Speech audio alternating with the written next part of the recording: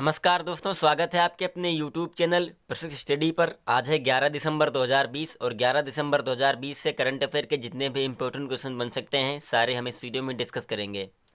और पहले हम इस वीडियो में 10 दिसंबर 2020 के करंट अफेयर के इम्पोर्टेंट क्वेश्चन रिवाइज करेंगे। उसके बाद में 11 दिसंबर 2020 के करंट अफेयर के इम्पोर्टेंट क्वेश्चन होंगे और आखिरी में मैं आपसे क्वेश्चन पूछूंगा जिसका आंसर आपको कमेंट बॉक्स में बताना है। तो चलिए वीडियो को स्टार्ट करते हैं। जी हाँ, रिवीजन क्वेश्चन देख लेते हैं यहाँ पर 10 दिसंबर 2020 के। तो पहला क्वेश्चन है कि हाल ही में अंतर्राष्ट्रीय भ्रष्टाचार विरोधी दिवस कब मनाया गया है। तो अभी 9 दिसंबर को अंतर्राष्ट्रीय भ्रष्टाचार विरोधी दिवस मनाया गया है। अगला है, हाल ही में नरसंहार के शिकार और इसके पीड़ितों की गरिमा और इस अपराध की रोकथाम का अंतर्राष्ट्रीय दिवस कब मनाया गया है। तो अभी 9 दिसंबर को नरसंहार के शिकार और इसके पीड़ितों की गरिमा और इस अपराध की रोकथाम का अंतर्राष्ट्रीय दिवस मनाया गया है। अगला क्वेश्चन है, हाल ही में जारी किए गए जलवायु परिवर्तन प्रदर्शन सूचकांक यानी क्लाइमेट चेंज परफॉर्मेंस इंडेक्स 2021 में भारत को किस स्थान पर रखा गया है। तो इस सूचकांक में भारत को 10वें स्थान पर रखा गया है। अगला क्वेश्चन है, हाल ही में किसने फिट इंडिया साइक्लोथॉन के दूसरे संस्करण का शुभारंभ किया है। तो अभी खेल मंत्री किरेन रिजिजू ने फिट इंडिया साइक्लोथॉन के दूसरे संस्करण का शुभारंभ किया है। अगला है, हाल ही में किसे WHO फाउंडेशन का पहला CEO नियुक्त किया गया है। तो अभी अनिल सोनी को WHO फाउंडेशन का पहला CEO नियुक्त किया गया है।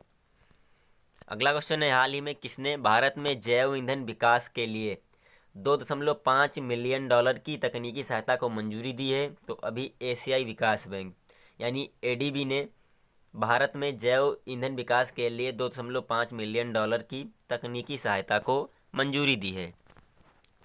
अगला क्वेश्चन है, हाल ही में किसने वर्ष 2020 का विश्व एथलीट ऑफ द ईयर खिताब जीता है। तो अभी यूलिमर रोहास और मोंडो डुप्लांटिस ने वर्ष 2020 का विश्व एथलीट ऑफ द ईयर खिताब जीता है। यूलिमर रोहास ने महिला विश्व एथलीट ऑफ द ईयर का खिताब जीता और मोंडो डुप्लांटिस ने पुरुष 2020 का विश्व एथलीट ऑफ द ईयर का खिताब जीता है। अगला क्वेश्चन है, हाल ही में RBI ने किस राज्य में स्थित कराड़ा सहकारी बैंक का लाइसेंस रद्द किया है। तो अभी महाराष्ट्र में स्थित है कराड़ा सहकारी बैंक, इसका लाइसेंस RBI ने रद्द कर दिया है। अगला क्वेश्चन है, हाल ही में नेपाल और चीन ने माउंट एवरेस्ट की ऊंचाई कितने सेंटीमीटर ज़्यादा होने का दावा किया है। तो अभी नेपाल और चीन ने संयुक्त रूप से माउंट एवरेस्ट की ऊंचाई फिर से नापी है और इसे 86 सेंटीमीटर ज़्यादा होने का दावा किया गया है। तो ये अब हो गई है 4886 मीटर। अगला क्वेश्चन है, हाल ही में पार्थिव पटेल ने क्रिकेट के सभी फॉर्मेट से संन्यास का ऐलान किया। वह किस प्रकार के क्रिकेटर हैं।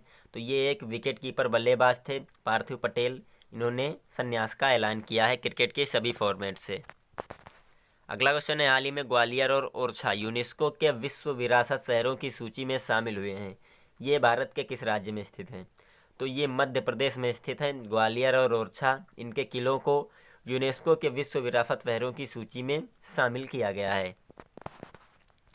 और लास्ट क्वेश्चन है कि हाल ही में किसने संयुक्त राष्ट्र का इन्वेस्टमेंट प्रमोशन अवार्ड 2020 जीता है। तो अभी इन्वेस्ट इंडिया ने संयुक्त राष्ट्र का इन्वेस्टमेंट प्रमोशन अवार्ड 2020 जीता है। तो चलिए अब देखते हैं 11 दिसंबर 2020 के करंट अफेयर के इम्पोर्टेंट क्वेश्चन। तो पहला क्वेश्चन है, हाल ही में विश्व मानवाधिकार दिवस कब मनाया गया है। तो अभी हाल ही में 10 दिसंबर को विश्व मानवाधिकार दिवस मनाया गया है। तो इस क्वेश्चन का डी ऑप्शन सही है। यह दिन दुनिया भर में सभी को सशक्त बनाने के लिए हर साल मनाया जाता है और यह दिन दुनिया भर के मानवाधिकारों के समर्थकों और संरक्षकों को भी चिन्हित करता है। बात करते हैं इस साल के मानवाधिकार दिवस के थीम की। तो इस वर्ष की थीम है recover better stand up for human rights. क्या है, recover better stand up for human rights. अब ये इम्पोर्टेंट डे वाला क्वेश्चन है। तो मैं अब आपको 1 दिसंबर से 10 दिसंबर तक के जो महत्वपूर्ण दिवस यानी इम्पोर्टेंट डे हैं उनको रिवाइज कराऊंगा। तो 1 दिसंबर को मनाया गया है विश्व एड्स दिवस और 2 दिसंबर को यहाँ पर मनाया गया है अंतर्राष्ट्रीय दास प्रथा उन्मूलन दिवस और 2 दिसंबर को ही मनाया गया है राष्ट्रीय प्रदूषण नियंत्रण दिवस। आगे फिर है एक और दिवस, 2 दिसंबर को ही मनाया गया है विश्व कंप्यूटर साक्षरता दिवस। बात करते हैं यहाँ पर भारतीय नौसेना दिवस की, तो ये मनाया गया 4 दिसंबर को, और 4 दिसंबर को ही अंतर्राष्ट्रीय बैंक दिवस मनाया गया है। 5 दिसंबर को मनाया गया है अंतर्राष्ट्रीय वॉलियंटर दिवस, और 5 दिसंबर को ही मनाया गया है विश्व मृदा दिवस। यहाँ पर 7 दिसंबर को मनाया गया है इंटरनेशनल सिविल एविएशन डे, यानी अंतर्राष्ट्रीय नागरिक विमानन दिवस, और 7 दिसंबर को ही मनाया गया है सशस्त्र सेना झंडा दिवस या फिर भारतीय झंडा दिवस, और 9 दिसंबर को मनाया गया है अंतर्राष्ट्रीय भ्रष्टाचार विरोधी दिवस, और 9 दिसंबर को ही मनाया गया है नरसंहार के शिकार और इसके पीड़ितों की गरिमा और इस अपराध की रोकथाम के लिए अंतर्राष्ट्रीय दिवस। तो ये थे 1 से 10 दिसंबर के कुछ इम्पोर्टेंट डे जिसे मैंने आपको रिवाइज कराया है, तो इसे आप ध्यान में रखिएगा। अगला क्वेश्चन है, हाल ही में किस बैंक ने महिलाओं के लिए आत्मनिर्भर योजना शुरू की है? तो अभी हाल ही में बैंक ऑफ बड़ौदा ने महिलाओं के लिए आत्मनिर्भर योजना शुरू की है, तो इस क्वेश्चन का बी ऑप्शन सही है। यह आत्मनिर्भर योजना विशेष रूप से महिलाओं को आत्मनिर्भर बनाने के लिए शुरू की गई है, और इस योजना के तहत बैंक महिलाओं को 0.5% की रियायत पर ऋण उपलब्ध कराएगा, और यह योजना बेंगलुरु की बीओबी शाखा राममूर्ति नगर में शुरू की गई, और इसे देश के 18 क्षेत्रों के अंतर्गत आने वाली 18 शाखाओं में शुरू करने की योजना है। अब इसे बैंक ऑफ बड़ौदा ने शुरू किया है। बात करते हैं बैंक ऑफ बड़ौदा की। बैंक ऑफ बड़ौदा का मुख्यालय स्थित है वडोदरा, गुजरात में, और बैंक ऑफ बड़ौदा के चेयरमैन हैं हसमुख अधिया, और बैंक ऑफ बड़ौदा के एमडी और सीईओ हैं संजीव चड्ढा। अगला क्वेश्चन है, हाल ही में किसे वर्ल्ड स्क्वैश फेडरेशन का नया अध्यक्ष चुना गया है? तो अभी हाल ही में जेना वोल्ड्रिच को वर्ल्ड स्क्वैश फेडरेशन का नया अध्यक्ष चुना गया है, तो इस क्वेश्चन का ए ऑप्शन सही है। ये है इंग्लैंड की रहने वाली जेना वोल्ड्रिज, इन्हें वर्ल्ड स्क्वैश फेडरेशन का अध्यक्ष चुना गया है, और वह 1967 में स्थापित फेडरेशन की 10वीं अध्यक्ष होंगी। कौन सी अध्यक्ष? 10वीं। इनसे पहले 9 थी, और ये 10वीं अध्यक्ष बन चुकी हैं जेना वोल्ड्रिज। और ये न्यूजीलैंड की सूसी सिमकोक के बाद अध्यक्ष बनने वाली दूसरी महिला है, यानी इनसे पहले सूसी सिमकोक इसकी अध्यक्ष बन चुकी थी, लेकिन अब ये दूसरी महिला है वर्ल्ड स्क्वैश फेडरेशन की अध्यक्ष बनने वाली, और ये फ्रांस से निवर्तमान अध्यक्ष जैक फोंटेन की जगह लेंगी। इनसे पहले जैक फोंटेन इस जगह पर काबिज थी, और अब ये जैक्स फोंटेन का स्थान लेंगी। इससे पहले वह 2013 से 2019 के दौरान यूरोपीय स्क्वैश फेडरेशन के अध्यक्ष के रूप में 6 साल तक काम कर चुकी हैं। कौन कर चुकी हैं? जैक्स फोंटेन कर चुकी हैं। अब बात करते हैं यहाँ पर वर्ल्ड स्क्वैश फेडरेशन की। तो वर्ल्ड स्क्वैश फेडरेशन की स्थापना हुई थी 1967 में, और वर्ल्ड स्क्वैश फेडरेशन का मुख्यालय स्थित है हेस्टिंग्स, यूनाइटेड किंगडम में। अगला क्वेश्चन है, हाल ही में किसने विश्व की 100 सबसे शक्तिशाली महिलाओं की सूची में पहला स्थान हासिल किया है? तो अभी हाल ही में फोर्ब्स द्वारा विश्व की 100 सबसे शक्तिशाली महिलाओं की सूची जारी की गई है, और इसमें एंजेला मार्केल ने पहला स्थान हासिल किया है, तो इस क्वेश्चन का डी ऑप्शन सही है। फोर्ब्स द्वारा जारी की जाने वाली विश्व की सबसे 100 शक्तिशाली महिलाओं की सूची में भारत की जो वित्त मंत्री हैं निर्मला सीतारमण, इन्होंने 41वां स्थान हासिल किया है, और यह दूसरा मौका है जब उन्हें इस सूची में रखा गया है। इससे पहले 2019 में ये 34वें स्थान पर रही थी, और 2020 में इन्होंने 41वां स्थान हासिल किया है। और यहाँ पर भारत की प्रमुख बिजनेस वुमेन और बायोकॉन लिमिटेड की चेयरमैन किरण मजूमदार शाह ने भी सूची में 68वें स्थान पर काबिज किया है, और इस सूची में सबसे लंबी छलांग संयुक्त राज्य अमेरिका की नई निर्वाचित उपराष्ट्रपति कमला हैरिस ने लगाई, और इन्होंने तीसरा स्थान हासिल किया है सूची में। और बांग्लादेश की प्रधानमंत्री शेख हसीना वाजेद ने इस सूची में 39वां स्थान हासिल किया है। फोर्ब्स 103 वर्ष पुरानी अमेरिकन बिजनेसमैन मैगजीन है जिसे साप्ताहिक रूप से जारी किया जाता है। बात करते हैं फोर्ब्स के प्रधान संपादक की, तो फोर्ब्स के प्रधान संपादक हैं सजीव फोर्ब्स, और फोर्ब्स को पहली बार सितंबर 1917 में जारी किया गया था। अगला क्वेश्चन है, हाल ही में वर्ल्ड इकोनॉमिक फोरम 2021 की वार्षिक बैठक को कहाँ आयोजित करने का फैसला किया गया है? तो अभी वर्ल्ड इकोनॉमिक फोरम 2021 की वार्षिक बैठक को सिंगापुर में आयोजित करने का फैसला किया गया है। तो इस क्वेश्चन का बी ऑप्शन सही है। विश्व आर्थिक मंच यानी वर्ल्ड इकोनॉमिक फोरम ने अपनी वर्ष 2021 की वार्षिक बैठक सिंगापुर में आयोजित करने का फैसला किया है, और इससे पहले इसे ल्यूसर्न बर्गेनस्टॉक स्विट्जरलैंड में 13 से 16 मई 2021 के दौरान आयोजित करने के लिए निर्धारित किया गया था, लेकिन अब इसे सिंगापुर में आयोजित किया जाएगा। स्विट्जरलैंड से वार्षिक फोरम को स्थानांतरित करने का निर्णय यूरोप में बढ़ती हुई कोविड-19 महामारी को देखते हुए लिया गया है, और वर्ष 1971 में हुई स्थापना के बाद से यह दूसरा मौका होगा जब इस फोरम को स्विट्जरलैंड के बाहर आयोजित किया जाएगा। इससे पहले साल 2002 में न्यूयॉर्क में 9/11 हमले के बाद अमेरिकी लोगों के साथ एकजुटता दिखाने के लिए इस मंच का आयोजन किया गया था न्यूयॉर्क में, और यह बैठक आमतौर पर स्विट्जरलैंड के दावोस में आयोजित की जाती है, लेकिन मौजूदा कोविड-19 के चलते इस बैठक को पहली बार अक्टूबर 2020 में ल्यूसर्न बर्गेनस्टॉक स्विट्जरलैंड में स्थानांतरित कर दिया गया था, लेकिन अब फिर से इसे हटाकर कर दिया गया है सिंगापुर में। अब ये विश्व आर्थिक मंच की बैठक है। बात करते हैं विश्व आर्थिक मंच की, तो विश्व आर्थिक मंच की स्थापना हुई थी जनवरी 1971 में। विश्व आर्थिक मंच का मुख्यालय स्थित है कोलोन स्विट्जरलैंड में, और विश्व आर्थिक मंच के संस्थापक हैं क्लाउस श्वाब। कौन है? Klaus Schwab. अगला क्वेश्चन है, हाल ही में नोमुरा ने वित्त वर्ष 2021 यानी फाइनेंशियल ईयर 2021 में किस देश की अर्थव्यवस्था का एशिया में सबसे तेजी से बढ़ने का अनुमान जताया है? तो अभी नोमुरा ने फाइनेंशियल ईयर 2020 की वित्त वर्ष की यहाँ पर अर्थव्यवस्था जारी की है, तो इसमें इसने भारत की अर्थव्यवस्था का एशिया में सबसे तेजी से बढ़ने का अनुमान जताया है। तो इस क्वेश्चन का ए ऑप्शन सही है। जापानी अनुसंधान और ब्रोकरेज हाउस कौन है? नोमार। इसके द्वारा साल 2021 में भारत की अर्थव्यवस्था सबसे तेजी से ग्रोथ करने वाली एशियाई अर्थव्यवस्था होने का अनुमान जताया गया है, और नोमुरा ने कैलेंडर वर्ष 2021 के लिए भारत के सकल घरेलू उत्पाद की वृद्धि का अनुमान 9.9% जताया है, यानी ये 9.9% की दर से बढ़ेगी।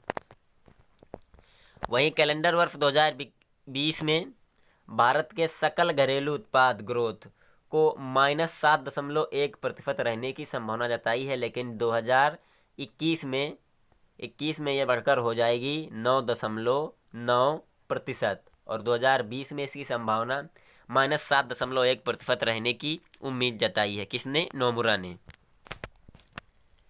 अगला क्वेश्चन है, हाल ही में किसे कुवैत का प्रधानमंत्री नियुक्त किया गया है? तो अभी हाल ही में शेख सबा अल खालिद अल सबाह को कुवैत का प्रधानमंत्री नियुक्त किया गया है। तो इस क्वेश्चन का सी ऑप्शन सही है। कुवैत अमीर शेख नवाब अल अहमद अल सबाह द्वारा पुनः शेख सबा अल खालिद अल सबाह को कुवैत का प्रधानमंत्री नियुक्त किया गया है। दोबारा इन्हें नियुक्त किया गया है कुवैत का प्रधानमंत्री, और यह कदम शेख सबा द्वारा संसदीय चुनाव के बाद एक प्रतिक्रियात्मक प्रक्रिया के तहत अपनी सरकार का इस्तीफा सौंपने के 2 दिन बाद आया है। बात करते हैं यहाँ पर कुवैत की, तो कुवैत की कैपिटल है कुवैत सिटी, और कुवैत की मुद्रा है दीनार।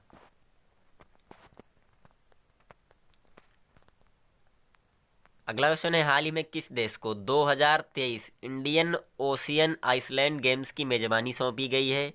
तो अभी हाल ही में मेडागास्कर को 2023 इंडियन ओशियन आइसलैंड गेम्स की मेजबानी सौंपी गई है। तो इस क्वेश्चन का ए ऑप्शन सही है।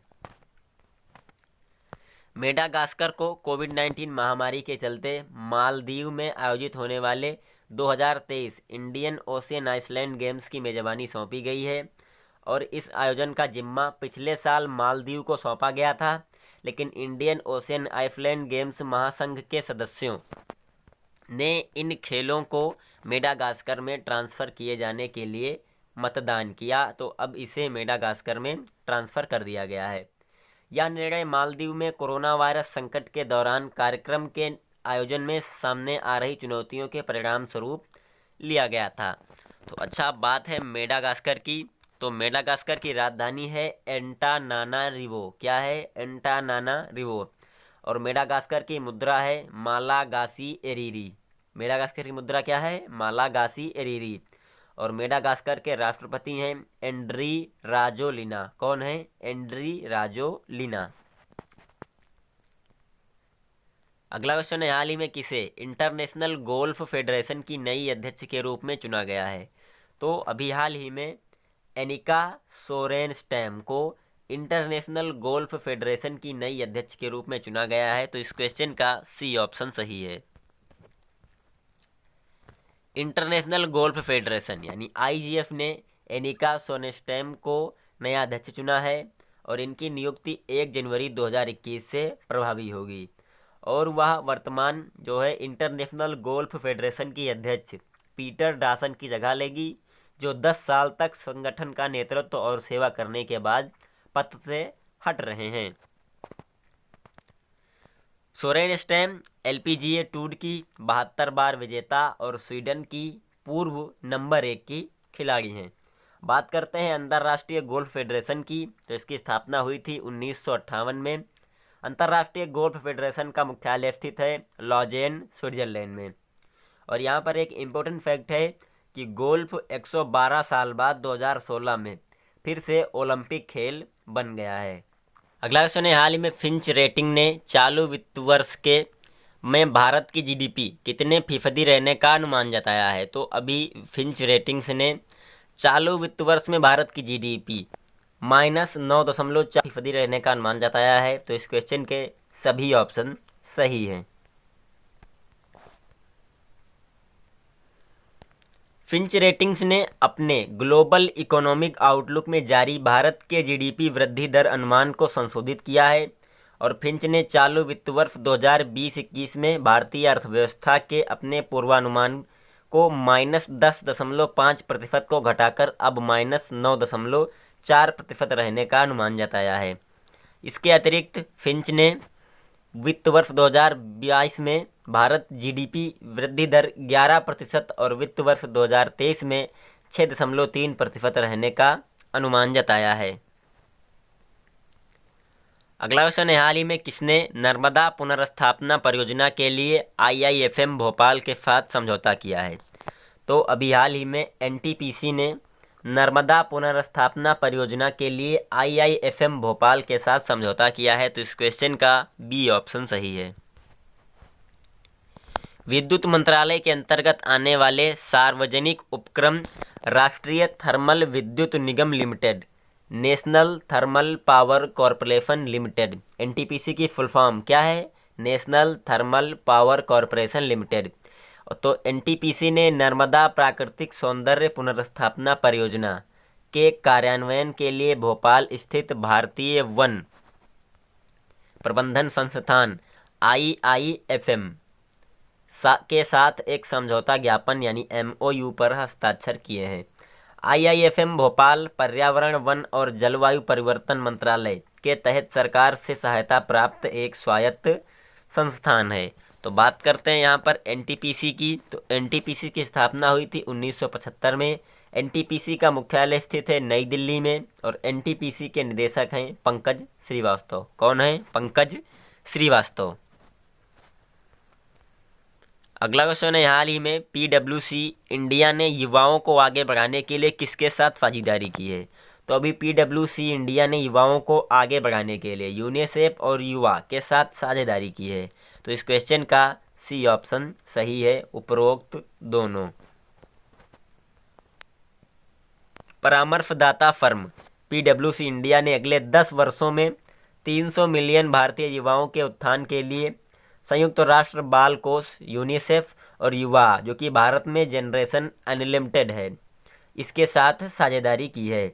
और यह साझेदारी यूनिसेफ के साथ जनरेशन अनलिमिटेड के समर्थन में PwC फर्म के वैश्विक सहयोग का हिस्सा है।